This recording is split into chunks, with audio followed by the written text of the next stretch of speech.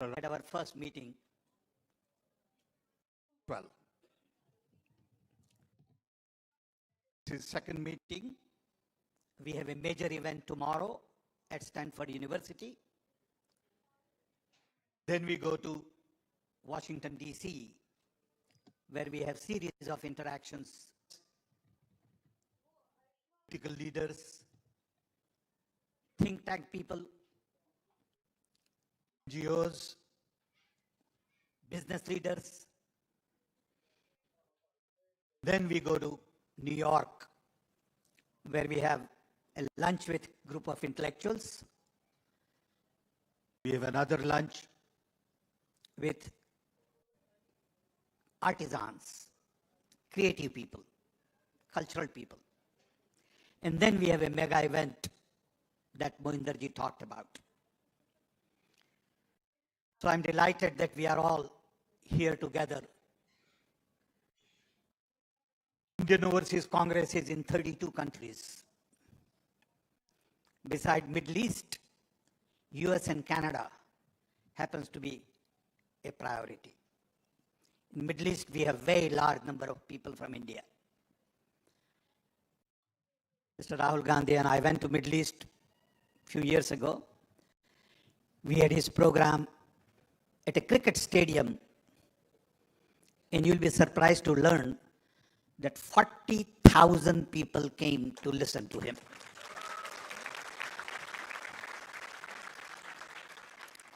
We had 1,100 buses lined up. It is a major task whenever we organize an event for him.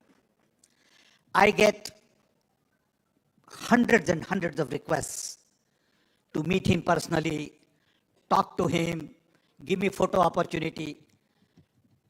And unfortunately, we have not been able to meet all the requests because of the time constraint. But I must say the enthusiasm during this visit is much more than I have ever seen before. Partly because of victory in Karnataka, and mainly because of his walk.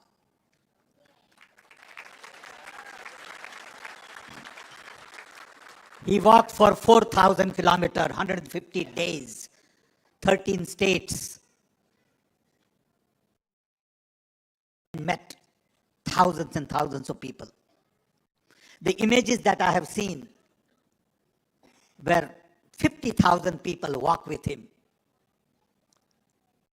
is absolutely mind-boggling. I believe this has been a turning point in many ways, not only for our party, for Mr. Rahul Gandhi, and for India.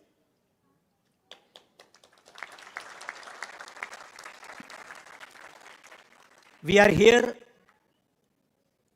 and we are visiting other foreign countries because we sincerely believe that Indian democracy is larger global public good. We have 1.4 billion people, and our democracy has to be vibrant, alive. People like me worry about the fact that our institutions are captured.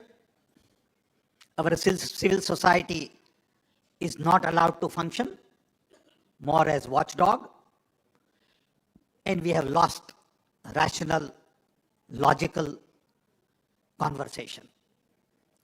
You see on Indian television what goes on, and you wonder what will happen to the next generation of Indians when they come into the workforce. How would they think about the future of India? I worry a lot about what is going on in India. And I'm sure many of you feel the same way. And we want to have this broader conversation with large number of people abroad. Because democracy is going through some strains in many parts of the world. We had in the US 4 years of confusion.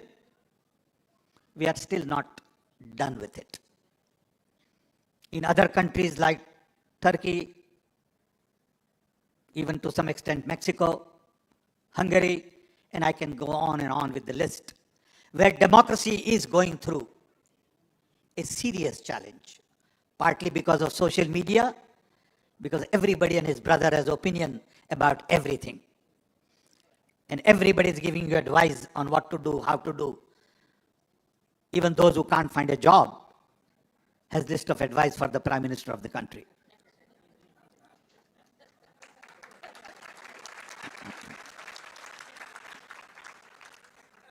And I must give you this little example.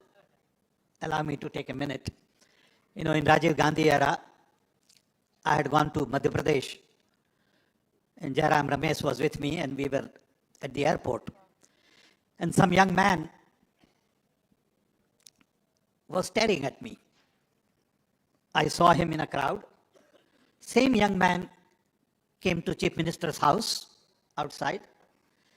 Same young man came to Governor's house. And while we were leaving Bhopal, he was at the airport. So I told Jairam, I said, Jairam, get that guy. I want to talk to him. So I called him. He came to me and I said, you have been staring at me everywhere. What's the problem? So he said, sir, I am so happy that you spotted me. He said, I have this letter in which I have listed everything that Rajiv Gandhi should do. I said, that's interesting. He said, what is it? He said, I have outlined a complete plan for the nation.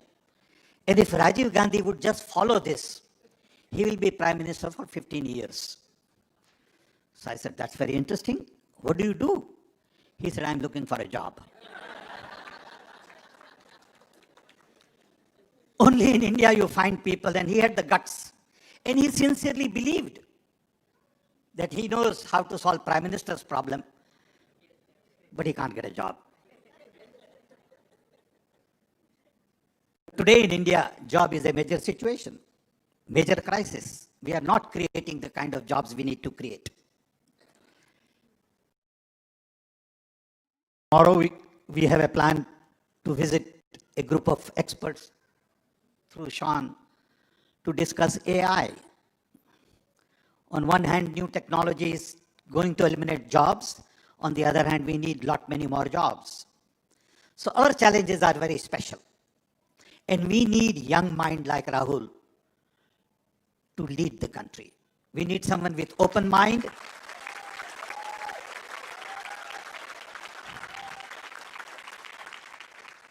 We need someone who has broader exposure, global experience, and that's the reason we are all here, meeting and interacting with large number of people.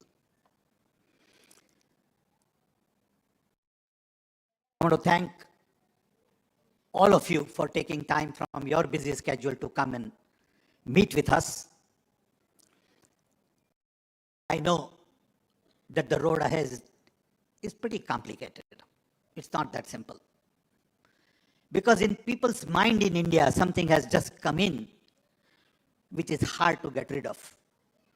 That India belongs only to Hindus' idea of India. Our idea of India is very different. I was born in a small little tribal village in Orissa during British Raj. And right in front of my house was a Muslim. On left was Jain. On right was Sardarji. In the back was tribal Oriya. And we all lived together like family. No one ever thought that this fellow is Muslim and that fellow is Sikh. They were all uncles and cousins. We all played together. That idea of India is being threatened. And to me, that is the core idea of India. Diversity, inclusion, truth, trust, love. All of these ideas are being challenged. And it hurts. At my age, it really hurts, believe me.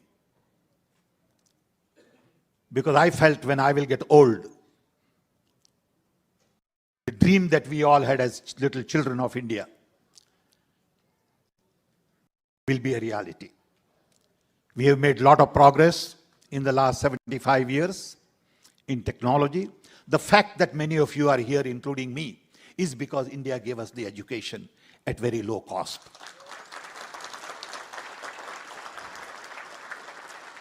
The credit goes to our founding father, Pandit Nehru and others, who had the vision to build IITs, IIMs, laboratories, space programs, atomic energy, and Rajiv Gandhi gave push to IT and telecom. I had a chance to work with him, and I will never forget the fact that he gave meaning to my life. My life had no meaning except being an engineer. He had the political will, not only to give meaning to my own life, but create jobs for millions and millions of us. And then when Prime Minister Modi says that nothing got done for 70 years, it hurts. But that's okay. Because I'm used to listening to lies for last many years. So, I have nothing against individual. My problem is the very core idea of India that I grew up with is being challenged. With this, I want to invite great son of India. I want to invite a young leader to tell us a little bit about his journey for 4,000 kilometers.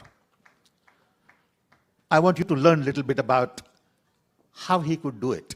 What did it mean to him? And then tell us a little bit about what keeps him going. What keeps him awake at night? And what is his view of the world and India going forward? Thank you.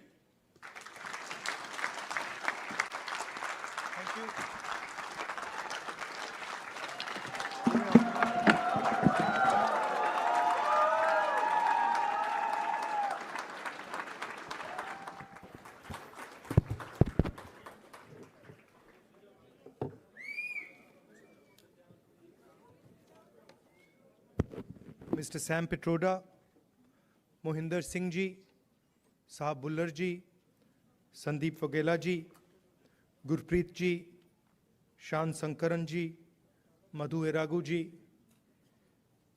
brothers and sisters, friends, and I don't see the children who sang, but where are they? Yeah. I'd like to welcome all of you and thank all of you for coming here.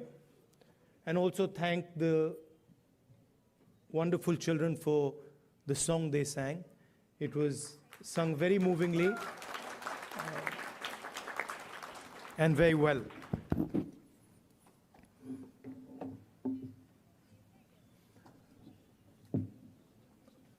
Some months ago,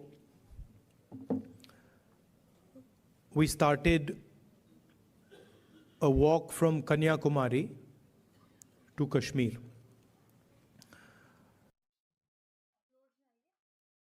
Prior to walking, we were finding that the normal tools that we used to use for politics, conversations like this, public meetings, were simply not working anymore.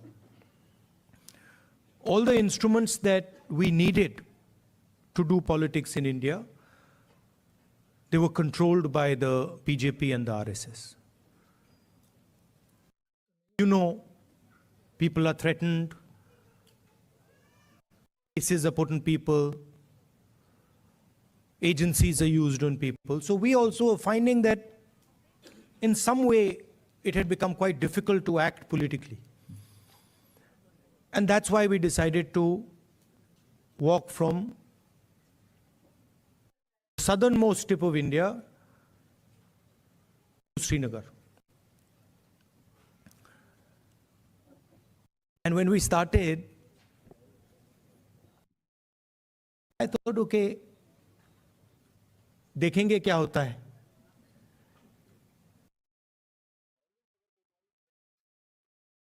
After 5 or 6 days, we realized that actually walking 4,000 kilometers is not an easy thing.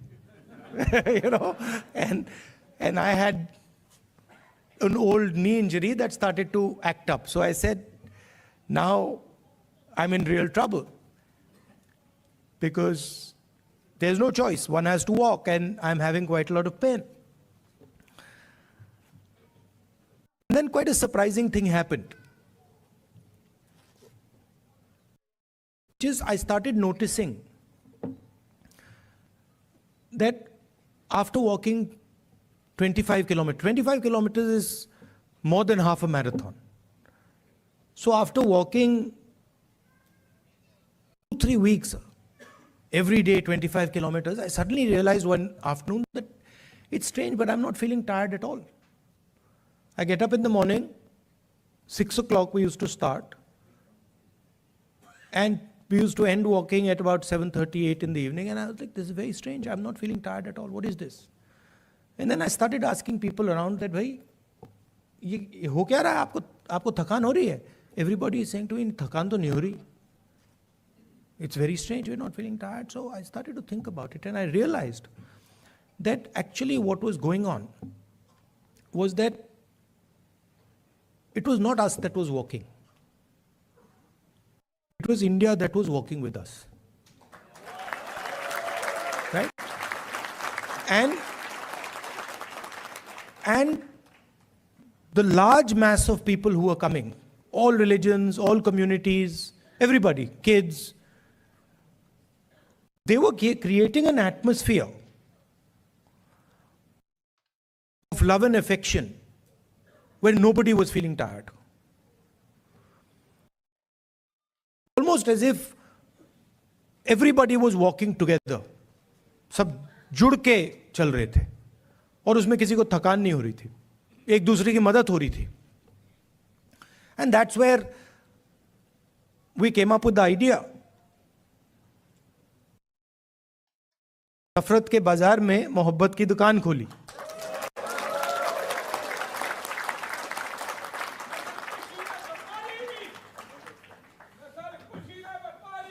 Welcome, welcome.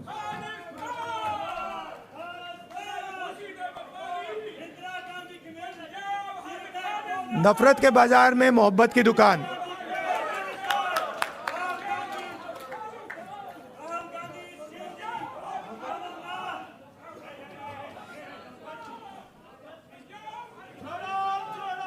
Bharat जोड़ो.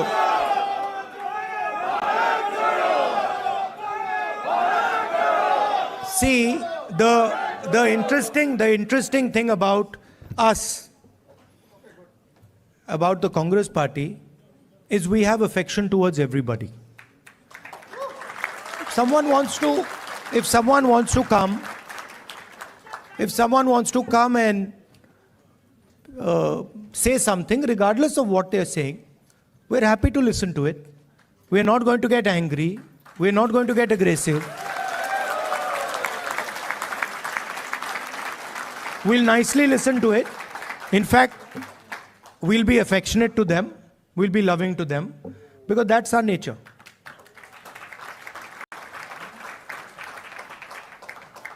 So we found that when everybody started working together,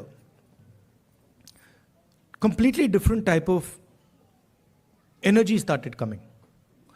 And I noticed that the government tried everything.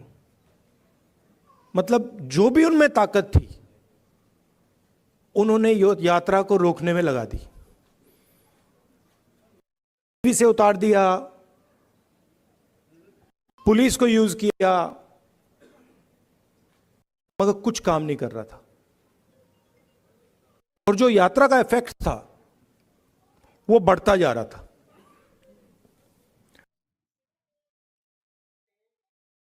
क्यों हुआ?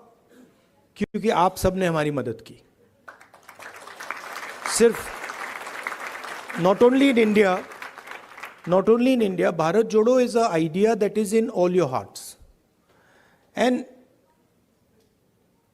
it is about respecting each other and being affectionate to each other. It is about not being violent towards each other. I can see my Sikh brothers here. Your Guru Nanak Ji, his entire life was about this only. That be humble, right? Be humble, be affectionate, and we walk nothing compared to Guru Nanak Ji. I read somewhere that Guru Nanak Ji had gone all the way to Mecca, Saudi Arabia. He had gone to Thailand. He had gone to Sri Lanka. So these giants were doing Bharat Jodo much before we were born. Right? And I can say the same. I can say the same for my friends from Karnataka, Basavana Ji, my friends from Kerala, Narayana Guruji. Yeah, so every state in India has had these giants. Adi Shankaracharya, everywhere. I mean, and every single one of them said, listen to each other, be respectful, not just of your own religion, not just of your own language, not just of your own culture. Be respectful for all cultures, all religions, all languages, because they are in fact the same.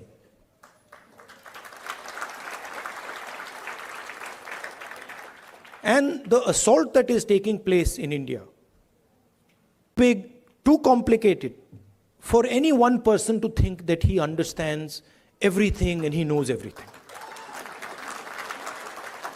And so really that is the disease that Sam sort of outlined. That is the disease, that we have a group of people in India who are absolutely convinced that they know everything. In fact, I think they think maybe they know even more than God. They could sit down with God and have a conversation and explain to him, about what is going on. And of course, our Prime Minister is one such specimen.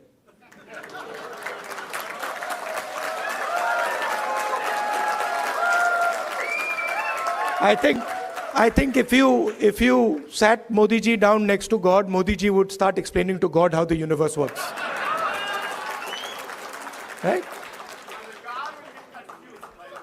Yes, and God would get confused that what have I created? So these are funny things, but really this is what is going on. We have a group of people, who understand everything. They can speak to scientists and explain science to them. They can, speak to historians and explain history to them. They can explain, warfare to the army, flying to the Air Force, whatever they want they can, And at the heart of it is mediocrity. That they actually don't understand anything. Because in life, you cannot understand anything if you're not ready to listen. There's something, the biggest lesson I learned from Bharat Jodo Yatra, that there is something to learn from everybody. We are much older than those children. But I can guarantee you, they can teach us all how to sing. I was looking at them and I was saying, I can't sing like that. It's impossible. So, when you look at another person, you have to appreciate that they have an experience, they have a life, they've seen things, and maybe you can learn a lot from them. Maybe if you open your ears, you can listen to them and learn from them. And that is actually the Indian tradition. If you look at our country, you will find that our country has the ability to absorb any idea that comes. India has never rejected any idea. Everybody who has come to India has been received with open arms, and their ideas have been absorbed in India. And that is the India that we like. India that respects the rest of the world, India that is humble, India that listens, India that is affectionate. And that is the India that you represent.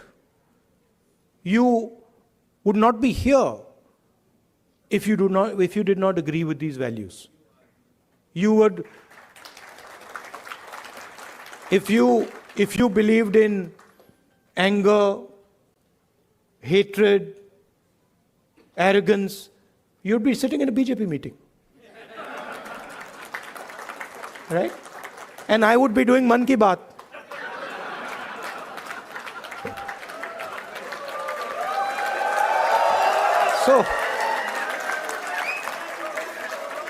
So thank you very much for holding up the Indian flag in America, showing the American people what it means to be Indian, respecting them, respecting their culture, learning from them, and also allowing them to learn from you. You make us all proud. When we think of our country, you're all our ambassadors. When America says Indian people are extremely intelligent, Indian people are masters of IT, Indian people are respectful, all these ideas that have come, they've come because of you and because of your actions and your behaviors. So I thank you very much for that.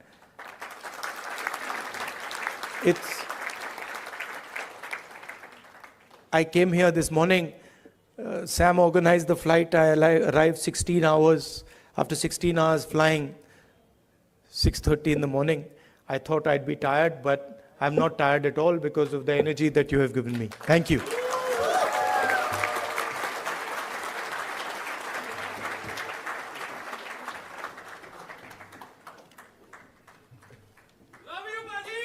Love you, love you. Now they've asked me to answer your questions. Yes. See that few questions. That also would not happen in a BJP meeting. Yes. No questions there. Okay. Only answers. Thank you. Yeah. Thanks, everyone. Could you please sit down? Thank you. Thank you. So we have many organizations which support. 4 or 5 questions. Yes, sir. Okay, quick. Yes. Or opinions. It doesn't, whatever. Yes. Yeah, but So when we you have. ask people questions, they automatically assume opinion is included. Yes. So we have women who played major contribution for this program to be successful. We have women empowerment organization which helped us to make this event successful. So they have a question specific to women, and I would request Ms. Jhansi Reddy garu to ask that question. Mic. Just give me the other mic. Welcome, Rahul ji, for California. And as a Women Empowerment Telugu Association, my name is Jhansi Reddy. So I would like to ask you 2 questions regarding this women bill that has been, in the court for almost more than half a century.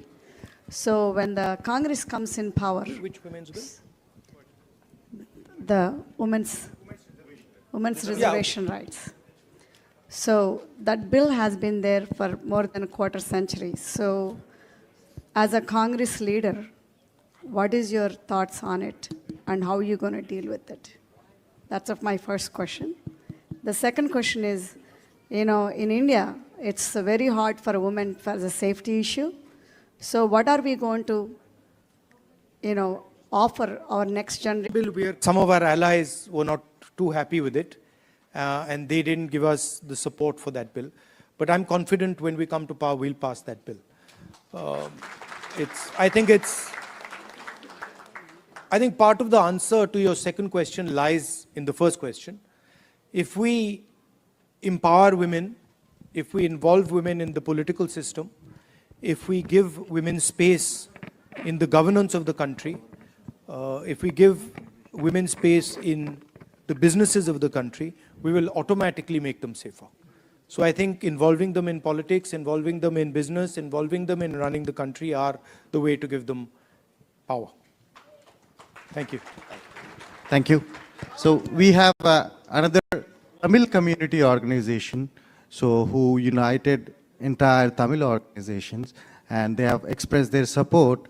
So they might differ on the Congress party, but they have come here for the love of Rahul Gandhi today. So I would like to invite Mr. Pugal, if you're here. Yeah. Thank you, Sandeep. Hello, Rahul ji. My name is Pugal Anbu. I'm the president of Indo-American Society for Science, Reason and Free Thought. I also represent Tamils who live in Bay Area. On behalf of our people and on behalf of people who believe in science, reason and free thought, I would like to point out we are honored, humble and most truly proud of your journey about opening up the shops of love on the streets of hate all over the India. Tamils have long tradition of harboring brotherhood mindset throughout their civilization. 3,000 years ago, our forefathers said, Yadum Ure, Yavarum Kelir, Pirapukkum government, trying to on the streets of hate in India. Therefore, my question to you is that, like United States of America, what's your thought on making India as a true United States of India? Thank you, Ji. If you read our constitution, the definition of India in the constitution is a union of states. And within our constitution is the idea that the languages, cultures, histories of each one of our states has to be protected under the union. So what you're talking about is incorporated in our constitution. It's already there. The BJP and the RSS are attacking that idea that you mentioned and also the Constitution of India. That's the fact. Now, for me personally,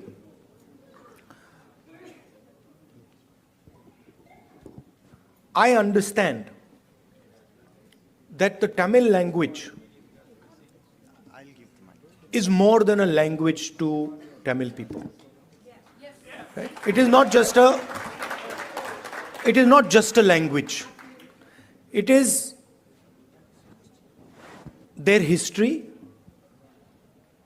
it is their culture, it is their way of life. And I will never ever allow Tamil language to be threatened. Right? Because for me, threatening the Tamil language is to threaten the idea of India. Just like threatening Bengali or threatening Kannada or threatening Hindi. Our strength comes from accepting that we are all different, but we can work together.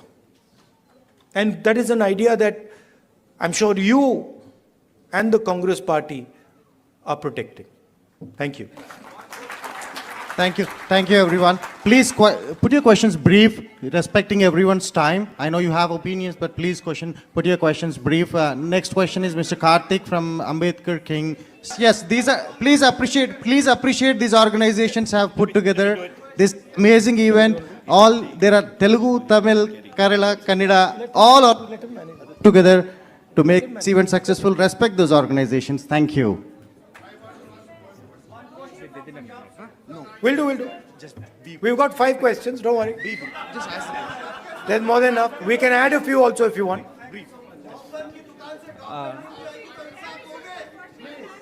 Hello Rahul ji, I am Ganapati from the Ambedkar King Study Circle. First of all, welcome to San Francisco Bay Area. We wholeheartedly thank you for taking up the fight against the fascism. So this rise of fascism is not a mere coincidence. So we believe in the social and the economic equality in the society, and the inequality actually creates a conducive environment for fascism to emerge. So my question is what is the plan of the Indian National Congress to uproot the economic and the social inequality which creates this condition for fascism in the Indian subcontinent and also at the global level? One of the things that we are suggesting is when we were in census, and the idea behind the caste census was to take an X-ray of Indian society right? To find out what are the exact demographics of our country, right? What are the different communities? What are the different castes? How many people in each community? How many people in each caste? Because without understanding our demographics and without understanding who is who, it is very difficult to distribute wealth, distribute power effectively. So that was one idea that we had. And we've been putting pressure on the BJP to release the caste census, the numbers in the caste census. They are, of course, not doing it. And we'll continue to apply pressure. And if we come to power, we will do that. But we are committed, as the Congress party, to make India a fair place. And we understand deeply that India today, in terms of its treatment of Dalits, tribals, poor people, minorities, is not a fair place, right? And there's many things that can be done. There is the Nyay scheme that we had, which is aimed at providing a minimum income to all Indians. There are ideas like Manrega. I think an increase in public education, increase in public health care. I think these are all things that can be done to make India a much more equal and fair place. Thank you. Thank you. We have our next question from Silicon Valley Christian community, Mr. Jay.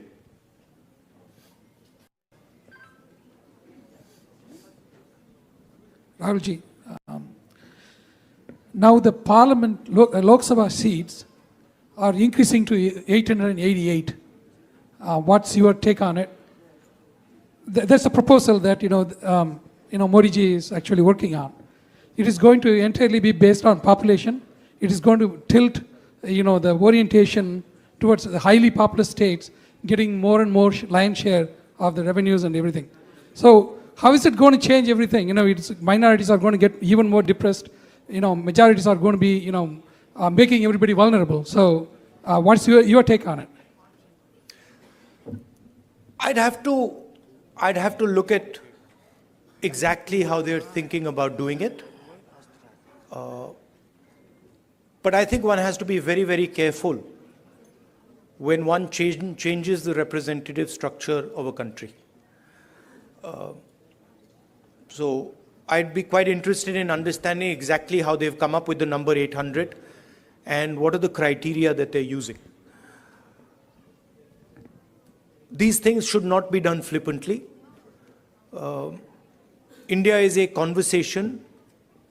India is a negotiation between its languages, between its people, between its histories and cultures, and that negotiation has to be fair. Meaning, all parts of India, all the states of India should feel that there is fairness in the process of negotiation.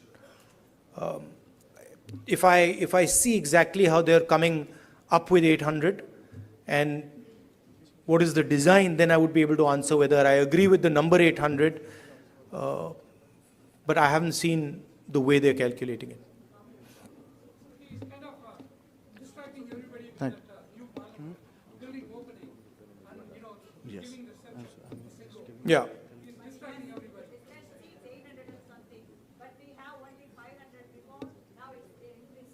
Yeah, but it depends how the ratios change. Yeah, it is currently based on the population, but you'll have to see how the ratios change. I think the Parliament House, these are distractions. The real issues in India are unemployment, price rise, spread of anger and hatred, a crumbling education system, price of education, price of healthcare. These are the real issues. BJP can't really discuss them, so then they have to do the whole scepter thing, lying down and doing all that. So. Aren't you happy I'm not lying down? Thank you. One more question from Bay Area. One more question. भैया One more question. करेंगे भैया, मगर disturb मत कीजिए. One more question. हाँ, So this करेंगे, is Insaf this is करेंगे। from the Bay Area Muslim community. Please Insaf respect the करेंगे। community. One question from the Bay Area Muslim community. This is Mr. Mohammed Khan. Please go ahead.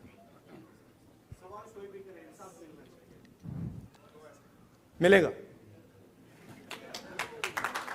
Rahul ji, thank you so much for coming all the way here. आपने जो ये नफ़रत के बाज़ार में मोहब्बत की दुकान खोली है, उसका बहुत बहुत शुक्रिया। I think this is something which we were starving for as Muslims from the Bay Area. We all want to thank you for your time and for your efforts in coming all the way here. As you know that, Muslims have the security threat today. It was never before. The way we see today, like whenever we call and talk to anybody, it's like, kya ho raha hai yahan pe? What's going on? There are so many different laws which are getting implemented, which were not even implemented earlier. If it is just of the security, it's okay. But then if it goes on and on, like lynching, aap le lijiye, Musliman bachon ko jo hai, they are putting in the jails for the crimes which they have not committed. What strategy will you adopt, or what hope are you giving to Indian Muslims, which is going to change the whole thing back to the point where we were and get back to the normal stream to develop India? The best way for me to explain that is the line, नफरत के बाजार में मोहब्बत की दुकान. That is the best way I can say it, which is that it is felt most strongly by the Muslim community, okay, because it is done most directly to them. But in fact, it is being done to all minorities. I can guarantee you that the same way you are feeling attacked, I can guarantee you my Sikh brothers are feeling the same thing. I can guarantee you my Christian brothers are feeling the same, sisters are feeling the same thing, right? I can guarantee you the Dalit community is feeling the same thing, tribal community is feeling the same thing, right? In fact, anybody who is poor in India today, right, when he looks at the extreme wealth that a limited number of people have, in some way he feels the same thing that you feel. That what is going on? How is it that these 5 people have lakhs of crores and I have nothing to eat, right? So you feel it most because it is directed at you most aggressively. But it is a phenomena that is taking place against everybody in India, right? And you cannot cut hatred with hatred. It's impossible, right? You know that. You can only cut hatred with love and affection. And I was surprised at how easy it was to erase hatred in India. I was shocked. I didn't imagine that भाई इधर से उधर चलने से इतना असर पड़ेगा. I didn't imagine it. Right? Indian people, as you yourself have said, they don't believe in this stuff. They don't believe in hating each other. They don't believe in killing each other. This is a small group of people who have got control of the system, who've got control of the media, and who are fully supported by, big money. Right? But this is not the large mass of Indian people. I can guarantee you, I walked from Kanyakumari to Kashmir. I can guarantee you there are more people who believe in love and affection than hatred. Millions and millions more. So don't be pessimistic. Also, I'd like to point out another thing. This happens periodically in India. What is happening, for example, to the Muslim community in India today happened to the Dalit community in the 80s. If you went to UP in the 80s, the Dalit community, what is happening with the Muslims was happening with the Dalits there. So periodically this type of stuff happens and we have to challenge it, we have to fight it, and we have to fight it with affection, not fight it with hatred. We will do that. Thank you, Rahul ji. And one last question from the most important community of entire world, that is students. So we have one interesting student from UC Berkeley who wants to, literally begging me to ask one last question. She promised that she would conclude it. Wait. One more question. Welcome, Rahul sir, and thank you so much for your win in Karnataka. You've made a lot of people very, very happy. We've literally cried tears of joy, so thank you. So my question for you would be, we have a lot of students who helped out here today. We really feel passionately for your cause, and which is our cause now. But what would you say to us? We want to go back to India. We want to represent our country, but we see how the athletes, the youth, the wrestlers in recent times are being treated. It's very undignified. We feel very discouraged. So what would you say to us to kind of bring the sense of wanting to go back out there for our country? Yeah, please realize that there's a huge distortion. India is not what the media shows. The media likes to show, a particular narrative. It likes to promote a particular narrative. That is actually not what is going on in India, right? It was very clear to me in the Yatra. It's in the media's interest to project these things. It helps the BJP, right? So don't think that everything you see in the media is the truth. And as a young person, your country needs you, right? And your skills and your energy will be very useful to your country. So if you feel like going back, do go back and help out. Thank you. Thank you, Rahul ji. Thank you. And I picked up Rahul ji somewhere in the morning, 8 o'clock. It's 8 o'clock. So please. 1 minute. So let me conclude it, right? He's a normal human being like us. He's not superhuman. He's normal human being. Please, 1 minute. Let me thank the organization. So last question, I like the question, which is, what do I suggest that you do? Right? You are all ambassadors of a particular vision of our country. You believe in humility, you believe in respect, you believe in being affectionate to each other. So do not answer anger and hatred with love and affection. Show them that you're not like them. You should support the ideas that will defeat the BJP. Thank you very much. Thank you, everyone. Thank you. Okay, now please return to your seats. We're going to have national anthem, Indian national anthem. Please return to your seat. Please return to your seats. We have Indian national anthem. Please stand up. Return to your seats. Stand up.